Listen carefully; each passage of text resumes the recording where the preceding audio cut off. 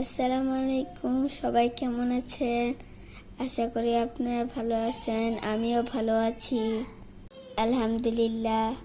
এই যে দেখেন, এটা হলো ছবেদা গাছ। মাশাল্লাহ মাশাল্লাহ মাশাল্লাহ, গাছে অনেক ছবেদা ধরেছে, আলহামদুলিল্লাহ। আরব দেশে আল্লাহর রহমত। আরব দেশে আমি যত ফল গাছ দেখেছি, সব গাছে এত ফল ধরে, মাশাল্লাহ। এই যে দেখেন, আমরা গাছ থেকে ছবেদা পেরেছি। এই যে দেখেন, গাছে শুধু ছবেদাই দেখা যায়, এত এত বেশি ছবেদা ধরেছে।